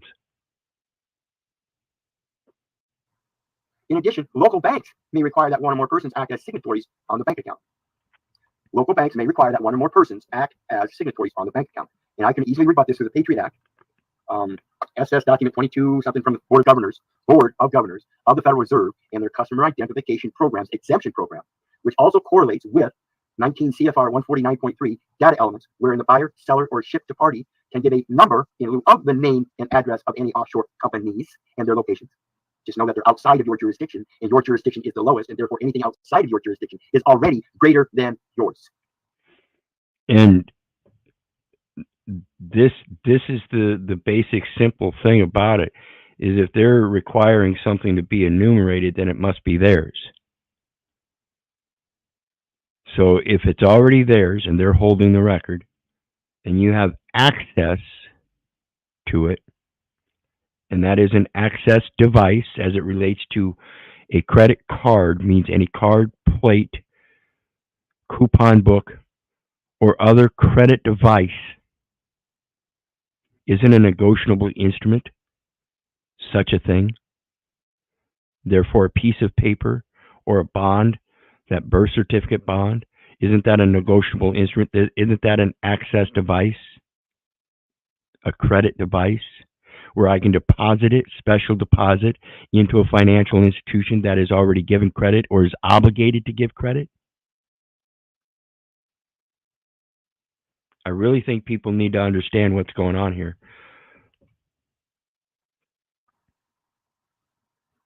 Again, bringing us back to Isaiah 43:1 and 44:5. The surname, just rename it. You have that as a local national company, as a subsidiary. I'm sorry, but that's not yours. Here, let me pick that up. Let me resurrect that and take it back and merge it with the good man, the one with spiritual credit. Because this motherfucker's been operating in a bad sense. Nominee Defamation throughout its entire life. agreements, nom de guerre agreements, and dummy shareholders. We may make an agreement with an official of the state, 5 U.S.C. 301 departmental regulations, plain writing, minimum birth registration requirements, wherein we may provide a system for enumeration at birth within the state, because the United States doesn't have its own birth registration. There is no To assign a social security number, that's an assignment.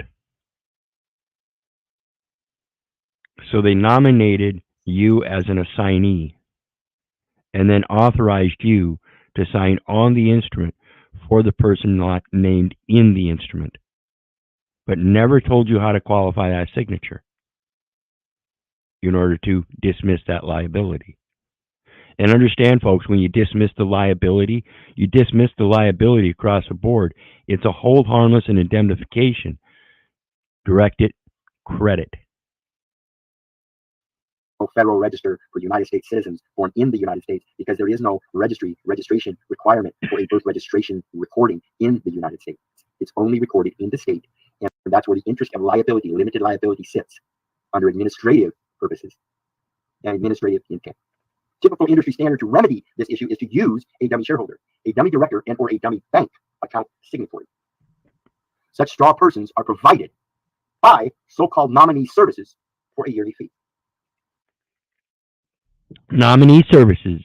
Those are those personal services, to sign that release paperwork. You know, all them applications so that things can be applied to you. Or were they applied to that straw person? You know, that straw man. So again, we see that straw person in Investopedia. It's well known.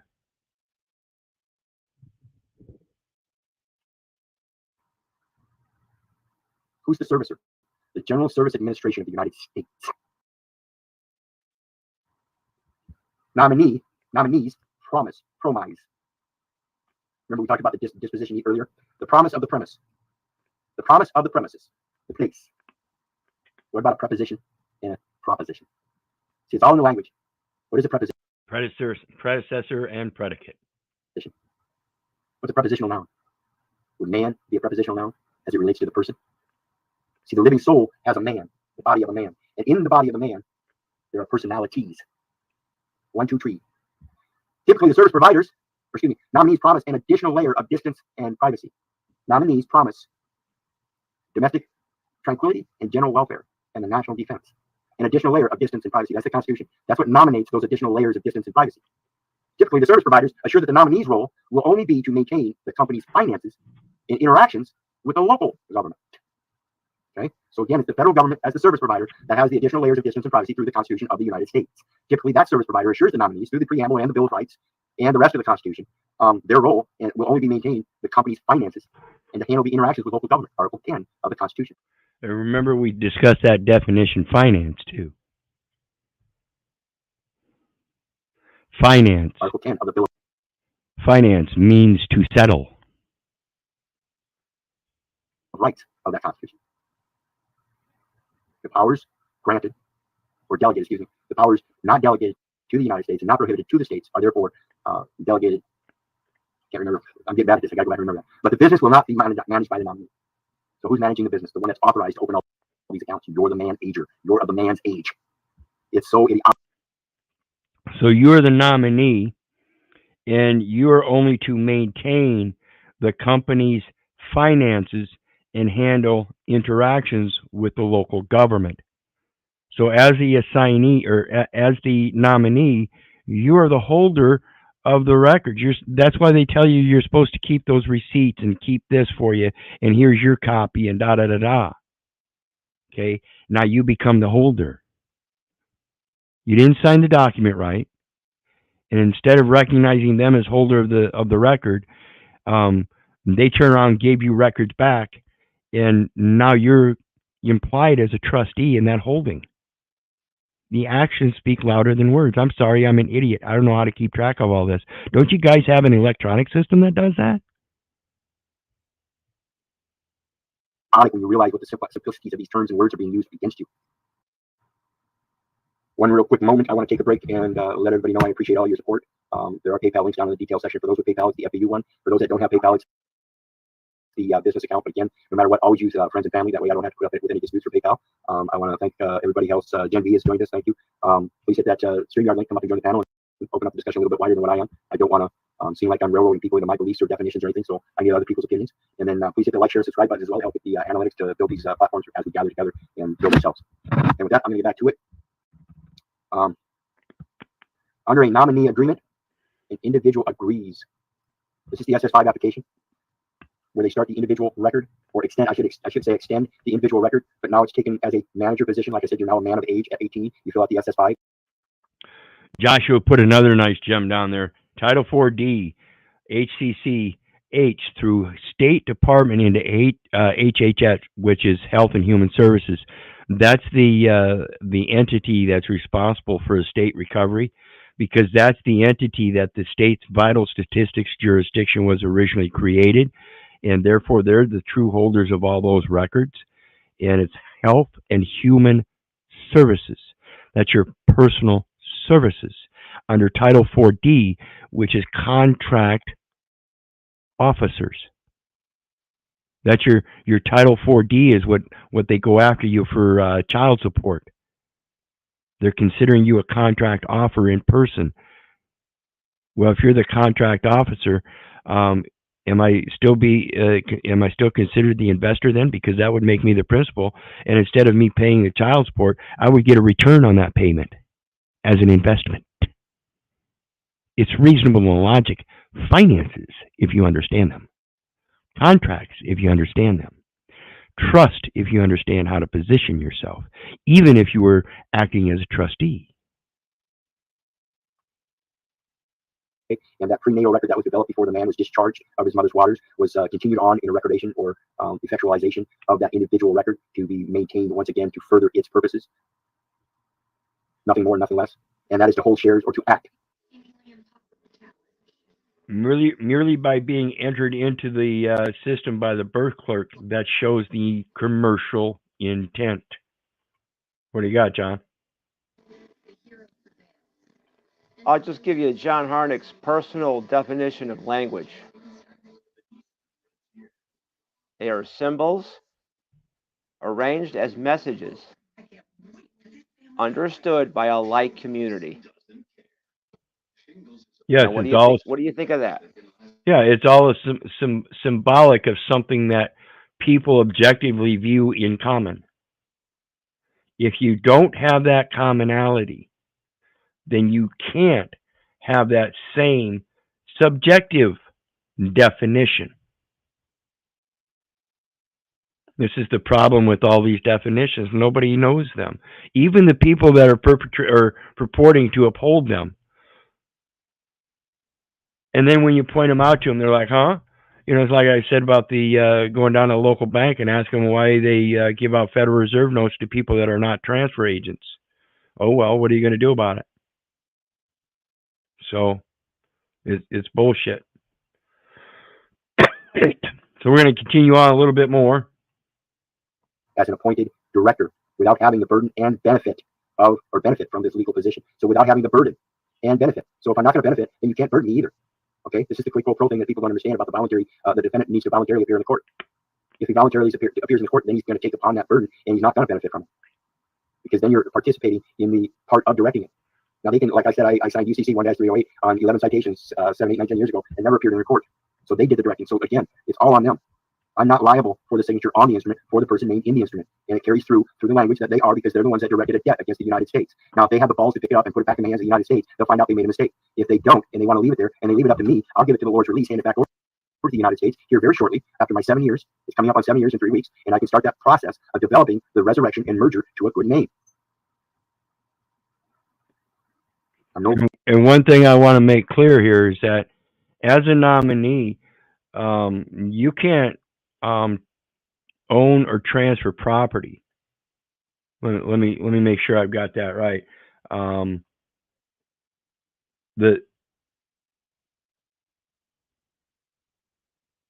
You can hold it. You can't sell it or transfer it. But as a beneficiary, you can do all of them. You can hold it. You can sell it. You can transfer it. But as a nominee, you cannot sell property and you cannot transfer it.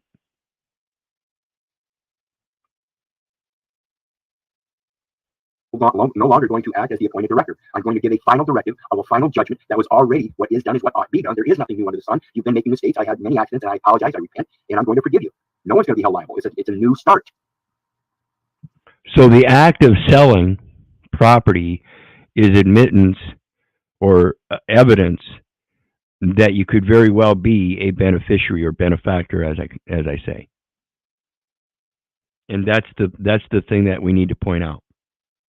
Listen, I have the ability to sell anything I own, right? Oh, yeah. Well, can a nominee do that? No. Then you can't hold me in a disposition as a nominee. That's illegal. That's, again, like I said earlier, that's executor des tort. You're executing a trust against the benefactor when that's the very name of the benefactor, a derivative.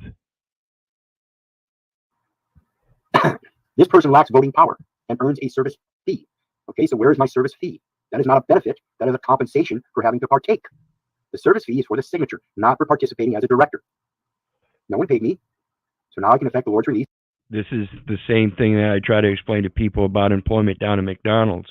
See, you're getting a service fee because you're providing a personal service. But on the other side of that accounting ledger, you're also being used as an investment. Okay? And so as a service fee, That's not an income. You are not investing, which is the creation of more money, where you're going to get a portion of that. You're going to get your investment back plus a portion of that money that you create from that investment. That's not what happens when you go get a job. You're getting paid for your service fee, your labor. That's your sweat equity labor. And then you turn around and file tax forms as if though you made an investment. Well, if you made an investment, where's your return? See, if you made an investment and you're required to pay taxes, you should still get a return. And that return should be a profit above and beyond what you paid in taxes. So if you're claiming that your service fees, for your manual labor was an investment, you got your money back, but then you had to pay taxes on it. So where's your profit? Are you confused?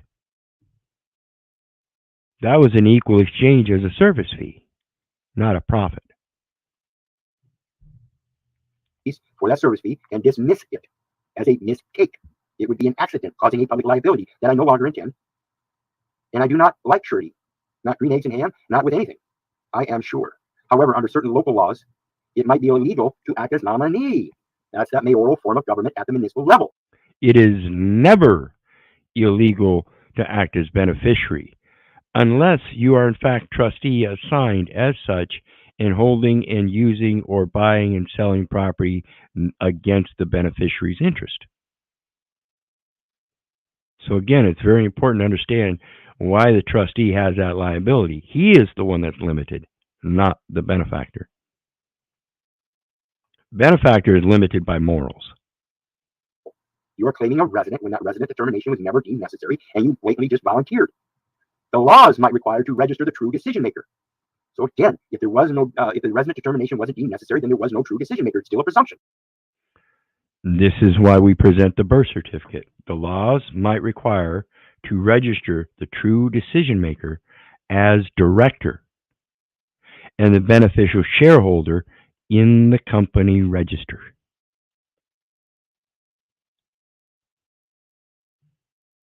You guys understand the importance of that document now? It's an investment document that you can use to create money, or its equivalent for an unpaid balance to give a special direct deposit into a financial institution that is obligated to give credit if they haven't already given credit.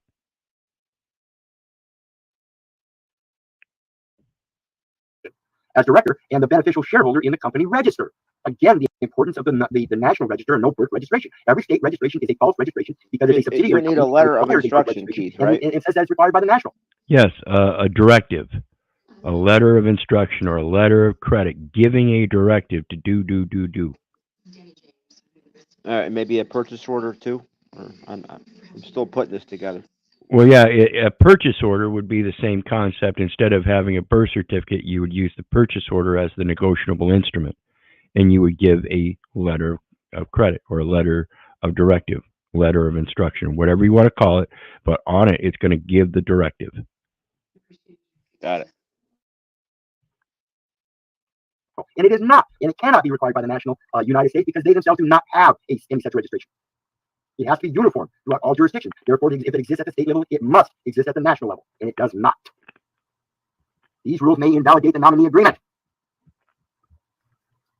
Like I said, any state that ceded their jurisdiction to the United States and believes they have any kind of sovereignty, when they brought up a nom de guerre, a warrant, a legal name known as the state of Iowa, Iowa State, in either form, instead of the people realizing they are a republic body of people, and that's what's supposed to be presented. But because the people fail to do it, certain people at the local levels have an education of the person and how it operates, and they do it very well. The dummy shareholder arrangement. And I'm not going to say that across the board, but there are some, specific gatekeepers that do have a level of knowledge that have to be in place to make sure that the people that are Hitler's willing executioner are the ones that will be appropriately thrown under the bus. You have to have some intellect in those agencies. Arrangement might be considered to be criminal act. using that address. That's at SS5. So you don't qualify the signature on there. You get it notarized, and then after you sign it and notarize, there's another box they ask you who you are as far as the representative is, and you say self. You're saying you are the beneficiary, which is the person, the identification, the individual, when you're not. You can't be. And it's a clear indication that you don't know or comprehend English well enough to understand legalese at all. And therefore, that program will be successful. You are not required. Social Security is a voluntary program. You have instrumentalities that are created despite that, and you can use them. It's the enumeration at birth that creates the birth certificate. You are not required to have a Social Security number. We could quit the survey, right? Correct. As an agent, when it is not in fact been deemed necessary, is a presumption, and you are using it in error as part of a nominee agreement, that does not exist. And therefore, I wouldn't consider it to be a criminal act, but I would consider it to be a notice. And if you ignore the notice, then it would be a criminal act known as fraud. You better take notice, because if you continue to try to administrate a probated estate when there is a living testator professing his living will by expressing the living trust of the living word, the very living God, ye are gods, and ye shall do greater things than I, when it comes to Jesus Christ. Again, I am merely a pass-through. And if you're denying me, then you're denying the source, and therefore you are placing false judgments. Again, 5 U.S.C. 301, departmental regulations. It relates to the Department of Defense and not corporate entities. And the Department of Defense of the United States does not exist because it is, in fact, the corporate entity of the Department of Defense, the military international venue of admiralty. See, all these corporate entities, these entitlements, it's all paperwork. They don't actually exist in the real world. They have things that exist in the real world that portray them. A building that has Nike on it, a big plant, executive offices and all kinds. They have those kinds of things, but those are only the reality of the paperwork. The paperwork itself in which it is founded is merely paperwork written by other man making agreements to make such constructions. The actual entity itself does not exist. Now, the real world example of a dummy shareholder. Accountants and nominee directors became front page news in 2016 when the Panama Papers were released. Panama Papers. Panama Canal, interesting point of import for such birth registrations from offshore trust companies, namely American bank certificates, American bank note companies. Those are publishers, as in public, pub. Keep publishing everything you want them to publish by signing all those documents, and they will certainly publish it. They will bring that character out in the public, and they will trash you until you learn how to pick up the pieces and merge them all together in a resurrection and clean them all up. Clean up the dirty laundry you're creating. The documents outlined information on more than 214,000 offshore entities, bringing to light multiple politicians, celebrities, athletes, and criminals' illegal and unethical activities, profiting off of other men's persons by using other man's papers illicitly. Illicit. Focus on the scandal was revived with the release of a docufilm, The Laundromat. Very good movie, folks. That have nothing to do with the name, yet sign that name all day. I suggest you watch The Laundromat. It'll tell you what's going on in the real world and how this shit happens. And it's got to stop. People are literally Hitler's willing executioners because they have no interest in the person that's going to be harmed. And so they're willing to sign over somebody else's name on hundreds of documents all day long just to make a buck. It's pathetic. Alone. John Alfred Jones. And don't know who John Alfred Jones is. But they're signing away document after document after document, and they don't even know what the document says. All they know is they're being paid very well to sign a name, and they don't give a fuck what name it is. But again, that's misuse of that UCC 3-402 on an authorized representative. Just because some scammer authorized you to sign it doesn't remove liability from you, because you're supposed to be doing that shit with knowledge. Just because some cop on the side of the road said you had to sign it doesn't mean you got to sign it. That's supposed to be up to your knowledge. That's supposed to be up to your discretion. And if you want to act as the dummy corporation, if you sign them documents, that's how you're going to be treated, as the dummy corporation that holds all the liabilities. Because you turned around and took that document back from him. He gave you a copy. Now you are a limited liability dummy firm, or dummy corporation, and that is a firm offering, a firm bid, a firm bet, a firm investment. And you didn't even know it. And you stood there and held your ground, not guilty. Man, there was a day I used to get pissed as fuck. I hope you guys wake up. I really do. promise based on the premise, pre and pro, pre-mise and future mise, mise being bet. Keep promising that you're going to show up in that court. Keep promising you're going to show up in that court without validating and qualifying that signature, that you reserve your right to voluntarily appear in that court as a defendant, because you don't have that capacity.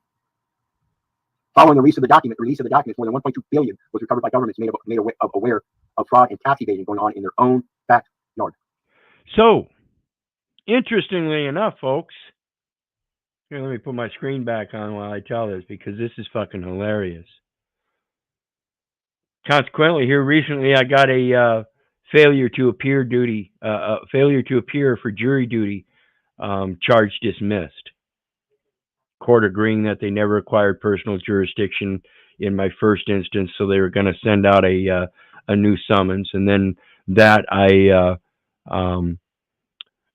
line item vetoed and overwrote a bunch of stuff on it, signed it as a benefactor and everything, again letting them know that the court didn't obtain personal jurisdiction, because though they did send the summons, they did not in fact send a waiver of personal jurisdiction. Therefore, it could not be presumed, assumed, implied, or otherwise. It must have, under Federal Rules of Civil Procedure, Rule 4K, a waiver of personal jurisdiction. So then, after they, dismissed the charge, they then sent me a nice little notice saying that the costs are taxed to the defendant. So they are again still claiming in process that they somehow magically obtained personal jurisdiction after we twice decided they didn't, and now are issuing a tax issue. So guess what? We're just going to get it's only a $350 bond that they supposedly dropped, but of course we know that they picked up again or didn't actually drop. There's no evidence of it. It just said bench warrant. It didn't say whether it was dismissed or remanded or reverted or accelerated or anything like that, or cashed out, or so it's just an appearance, not a presence. Yeah. And so we're just going to hand it over to the IRS for forensic securities audit, because I know I didn't make any tax issue, and yet they're going to charge it to me. I had nothing to do with it. The court failed 100%. And it was brought by Andrea Dreyer, judicial officer, who's supposed to be neutral and independent within the United States Postal Service. And she sent it through the U.S. Postal Service using franking privileges. Goofy bitch.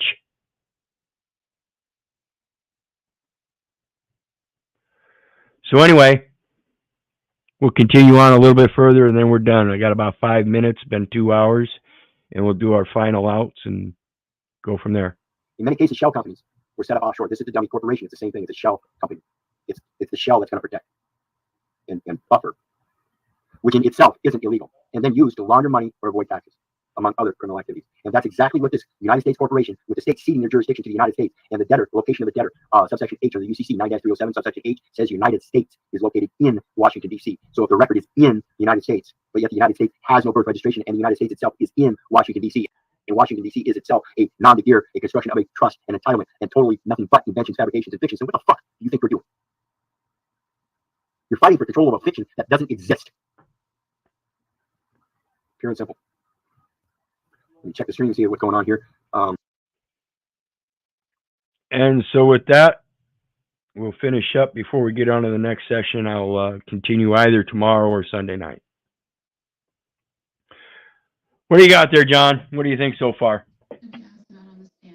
Oh, really good review. I'm glad you did this. I like how you said that in the video that you just reviewed, that court is just voluntary. That was really a key point.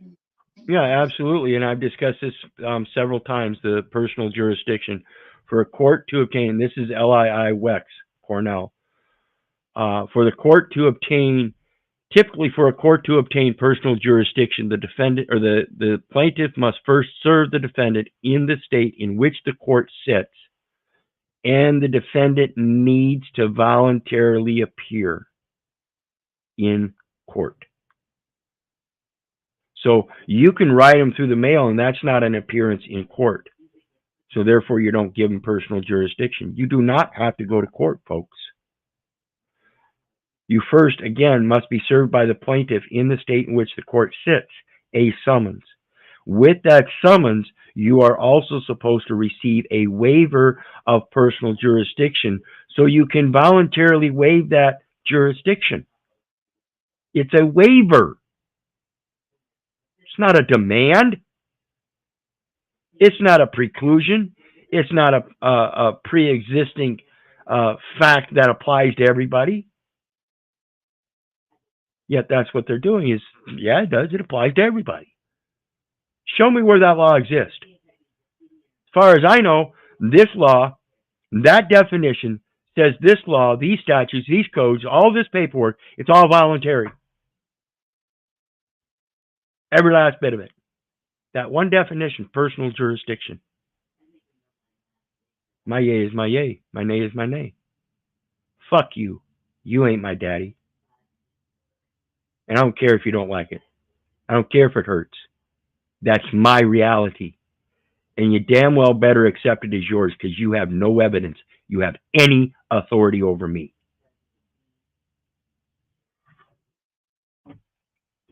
Anyway, you got anything else, John? No, I'm all set. Good show. Awesome. Appreciate your support along with everybody else. Please hit that like, share, and subscribe button on your way out. And you guys know me. I love you. But I don't give a rat's ass whether you love me back or not. That's to say, I don't care if you hate me. I don't care if you don't respect me.